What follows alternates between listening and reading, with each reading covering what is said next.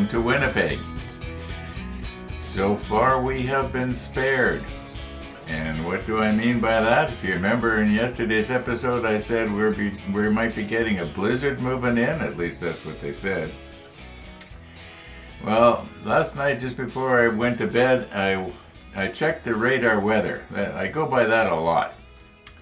In fact, last summer when I was going to go out on my e-bike, if the weather was a little bit iffy, I would always check the radar. What is around me? I mean, don't go by what they're telling you what's going to happen. What is it for real, you know? Tell it like it is. So I would check, and if I could see that there was rain showers, you know, all around me, but there was nothing around the bike path, I would go out. And most of the time I was lucky. Only once did I get really surprised.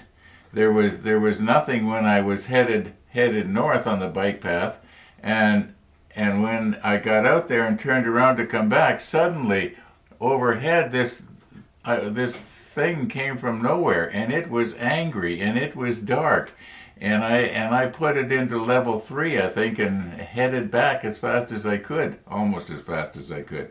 Yeah, and I got home before it rained. I never got what you might call soaked.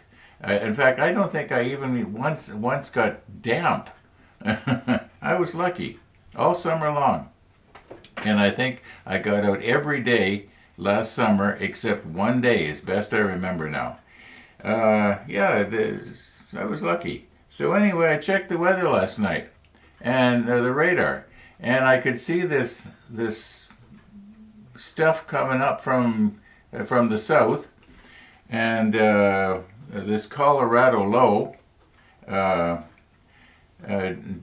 Jeff, you're in Colorado. Why did you send that stuff over here anyway?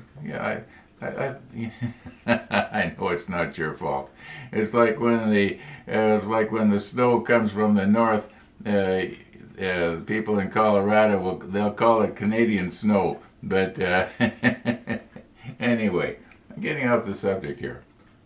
So I checked, and I'm watching this. You know how you can set the radar, at least here in Manitoba, in Canada, our Environment Canada radar is, you can set it for a 3-hour period, and it'll give you what's happening up to about maybe 10 minutes before. There's about a 10-minute latency, so which isn't bad.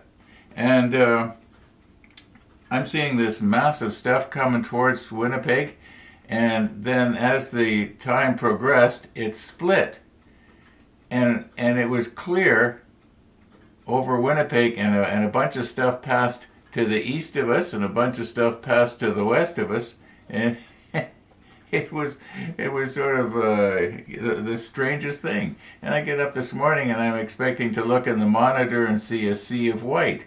Well, so far I'm still seeing bare ground in places, so I'm happy about this. So we'll see. We might be spared. We might be spared. We're right on the fringe of it.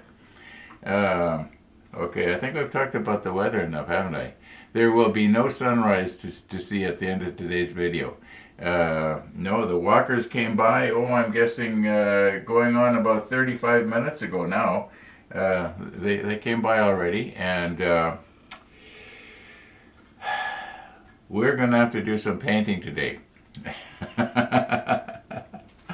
Yeah, we're going to have to do some painting, and in order to be able to glue these parts down, first of all, we have to stick 4 of them together. These ones are already together. They just have to be painted.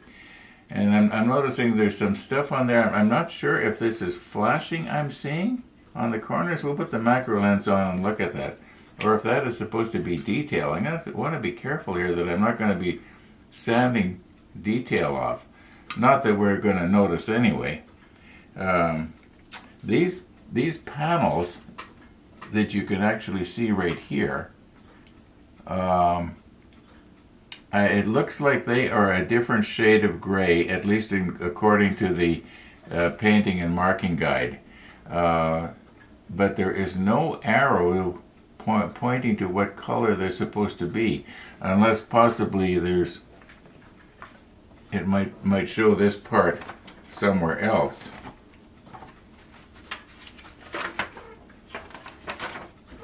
Not really.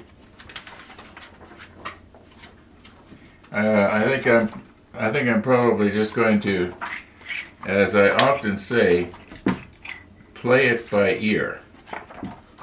Oh, okay. Here we go. But it doesn't show these things.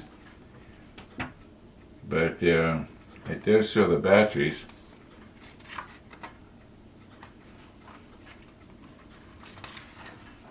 Anyway, it doesn't matter.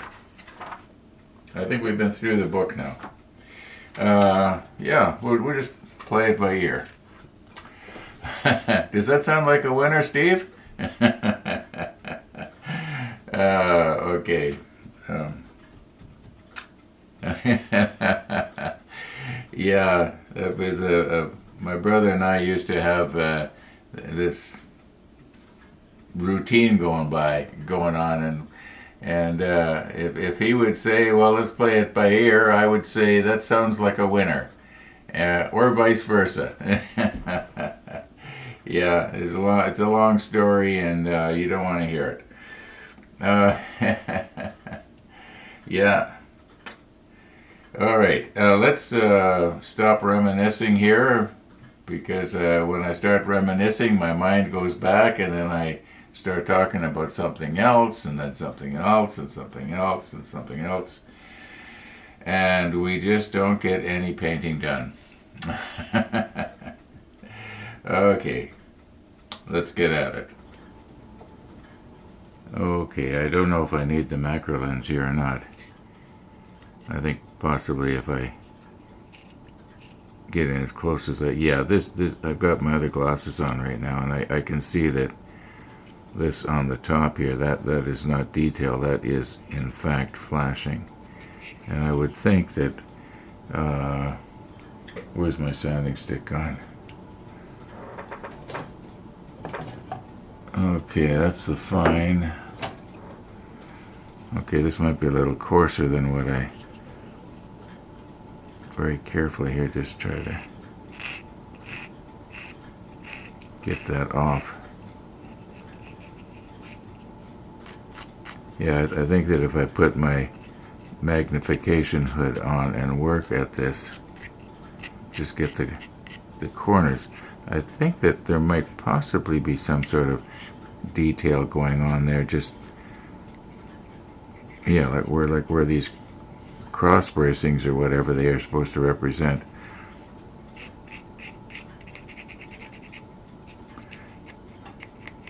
I use my fingernail a lot.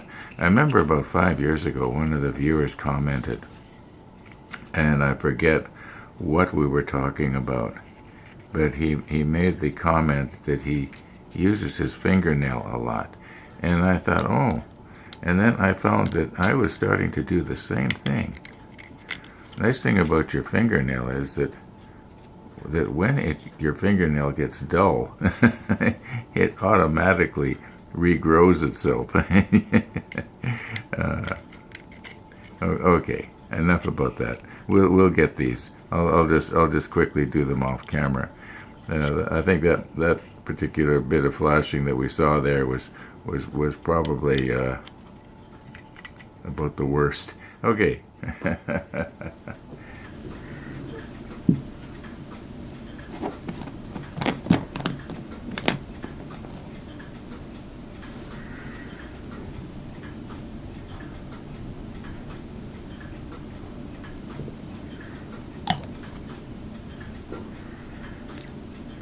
I have found that a good way to not lose, like if you want to pick up a lot on the end of your applicator, don't let your applicator touch the sides of the jar like this.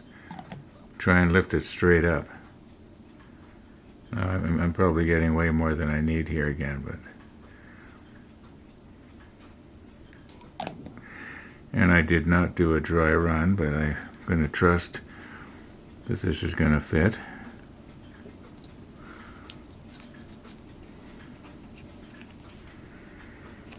It looks like it is. What is this supposed to represent?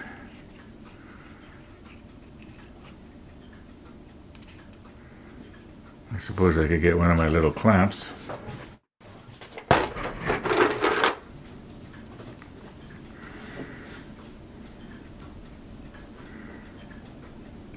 There we go.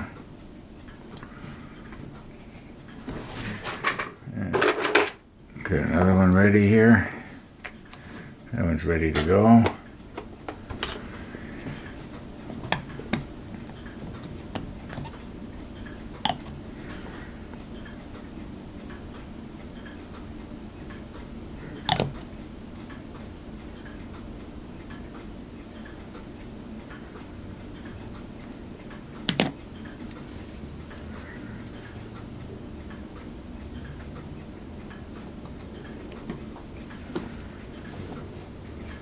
Give it a good squeeze.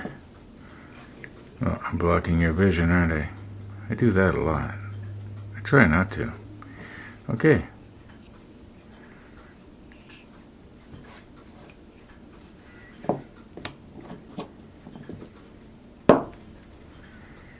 Okay.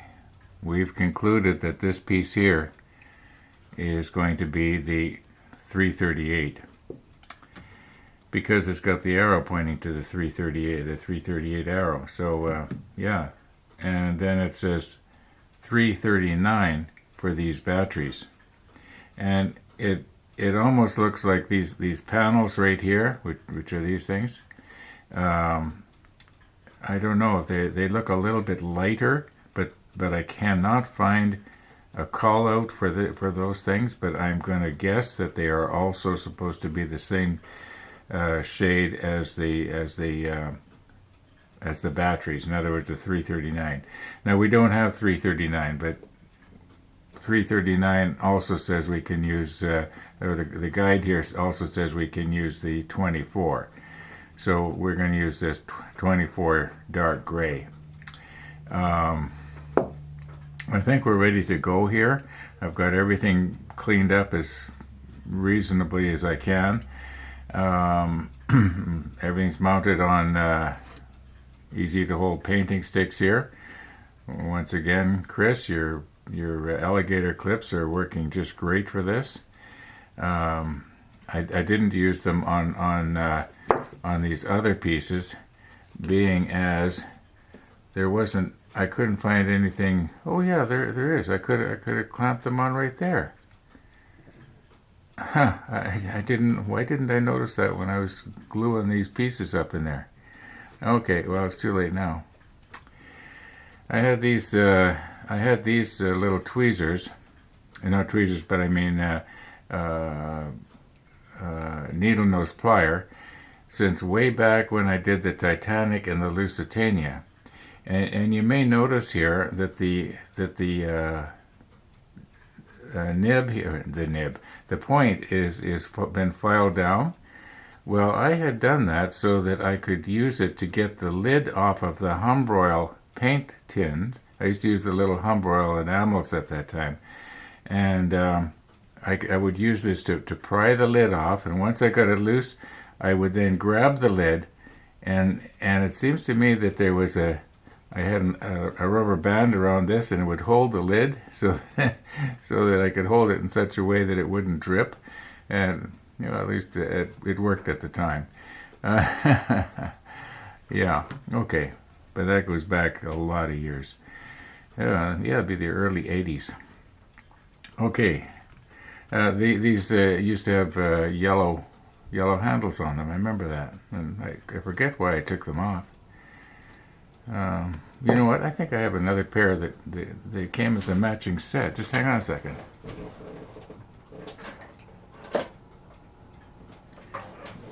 Yeah, I knew you'd want to see that. They came as a matching set, and okay. Enough reminiscing, Ron. Get to painting. Ron, you'll do anything to get out of painting, won't you? But I kind of enjoy brushing. Yeah. Well, I enjoy the airbrush too once I get at it.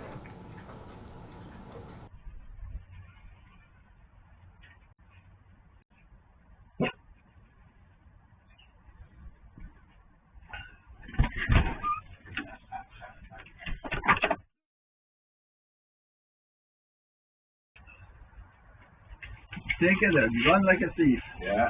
Oh, we didn't get the blizzard yet. No. It looks like it could miss us.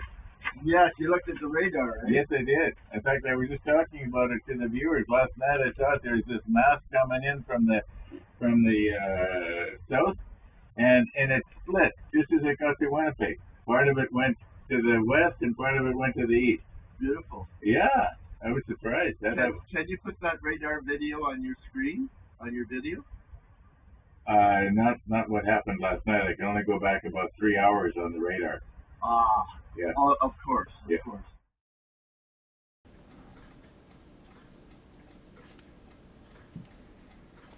Okay, I think I've got myself set up here. And I've got myself a little dot here, and if I can keep the piece over the dot, it should be in focus. And we're just going to stir this up.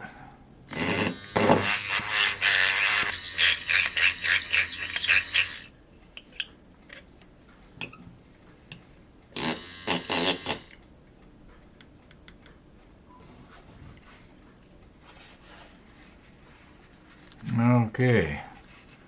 Probably about 10 minutes ago, I got a phone call from my coffee visitor who sometimes comes over on pizza day.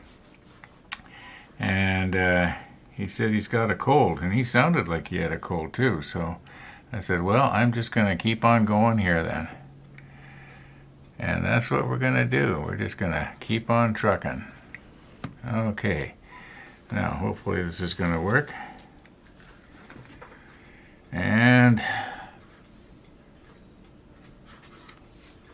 piece number 1. And if I hold it like this, it should be nice and sharp. I'm going to use my large paintbrush. So where is it? Alright, here we go. Now this paint has the paint retarder in it. So we're just going to do the outsides first and then the top. Now, I am definitely not trying to teach you how to paint. This is not a painting tutorial. If you want to see a painting tutorial, I think some of Jason Port's, like the model kit guy, I think he's got some painting tutorials on how to paint. He's been doing this sort of thing a lot longer than I have. Well, in a way, a lot longer. Let's put it that way. I think he was born about the time I started. Yeah, it must be nice to be young. Okay, now we are going to try and not lose the detail here.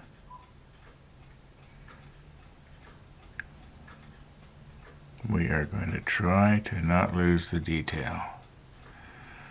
How does that look? Let's turn it towards the light.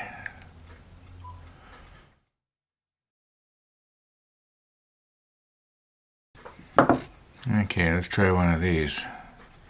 This one doesn't have any real fine detail. I hope I'm holding it so that the light isn't reflecting bad.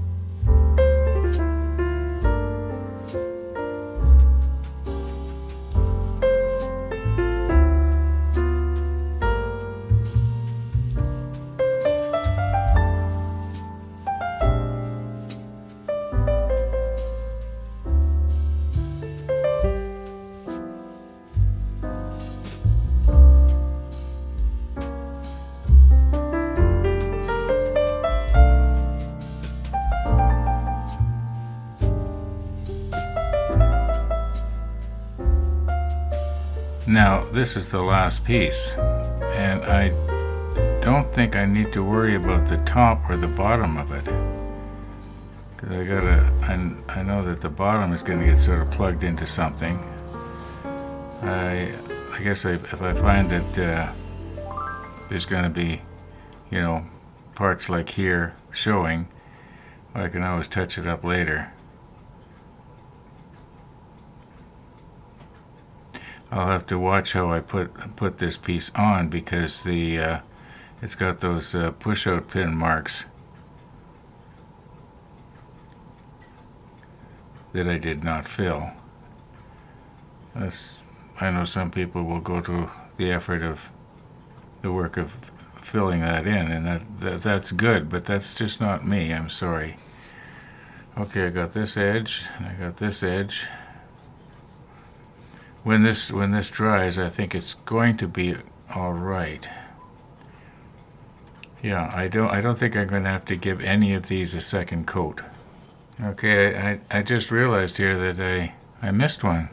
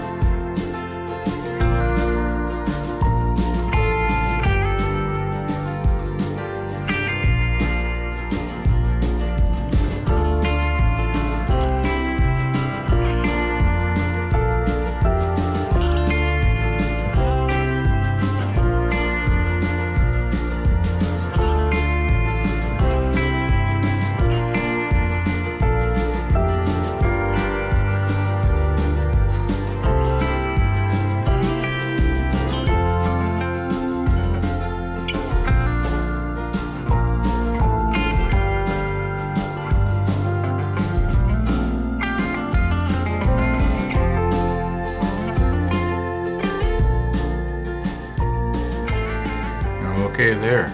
Got them all. For sure this time.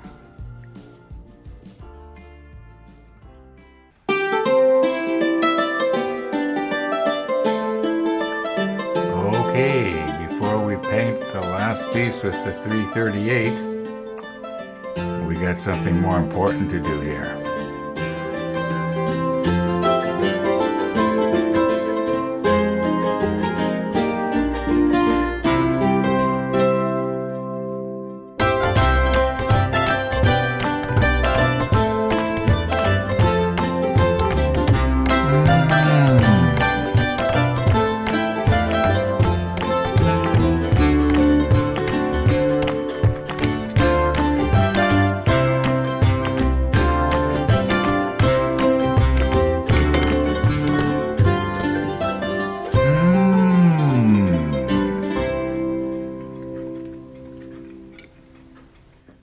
Okay, our 24 is pretty much dry, but I am noticing the odd place, like I was noticing on this one here.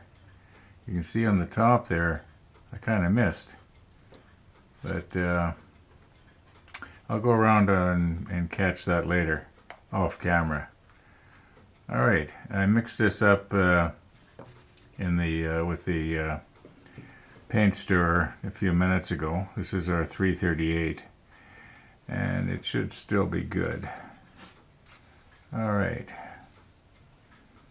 Now, should I do the top first and the sides after? Actually, the top is going to be mostly covered. If I check the painting and marking guide here, it's almost completely covered. So I think what I'll do is I'll just quickly do the top. And it won't matter if I, don't do a real good job, because we're not going to see it anyway. Well, maybe on the edge is where I'm painting now. This might take 2 coats. Oh, don't fill in the holes. Got a little bit thick there.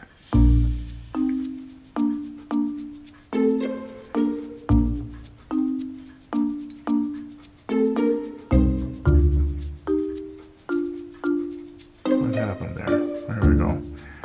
I guess I thought I had some on my brush, but I actually didn't.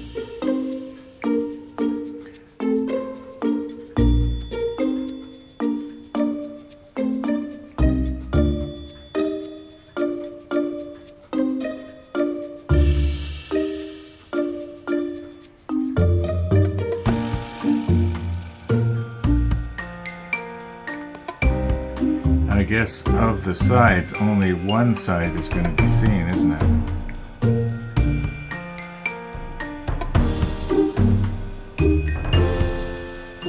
Which side is it?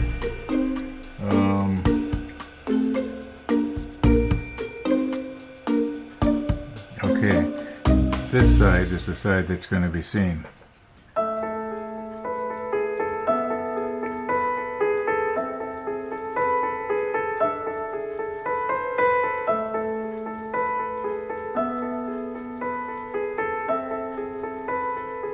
This is going, you might say, awkwardly, and I don't know why.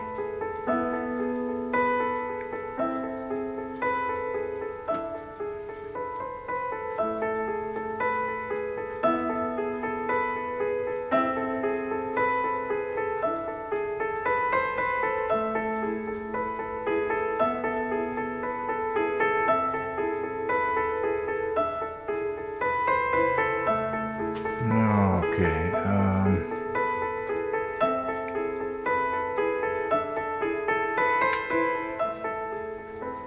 I'll do a bit of a dry run and see how these are going to go, and if it looks like I should give it a second coat, I will.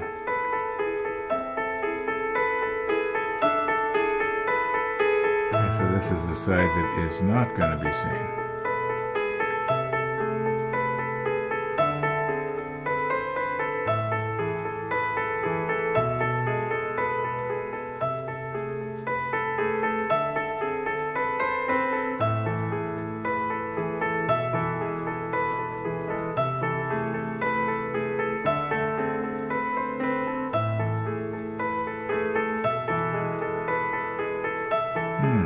I should have done a better job right there of sanding the connection off.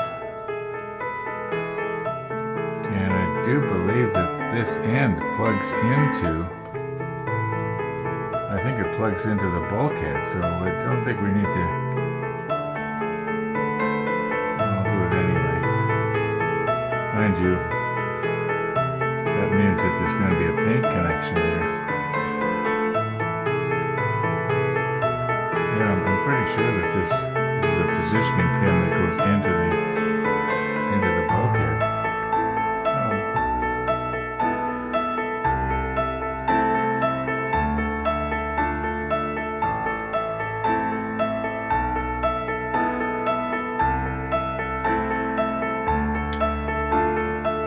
Okay, so this is the side that's going to be seen now.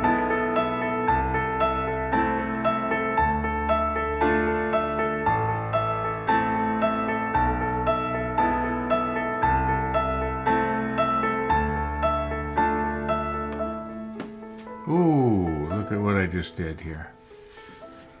I guess I should have seen that coming. Well, for sure I'm going to be repainting now.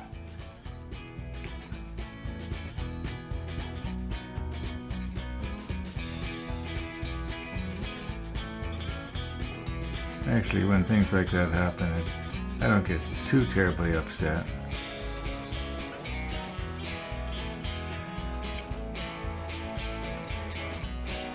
Okay.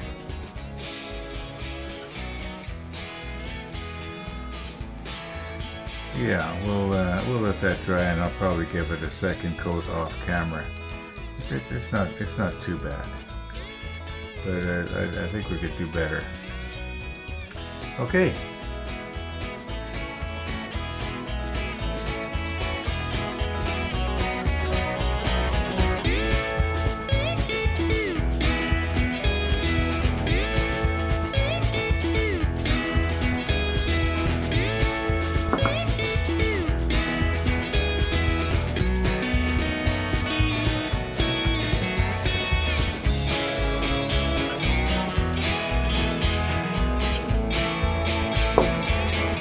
All right, I think this video is probably long enough, folks.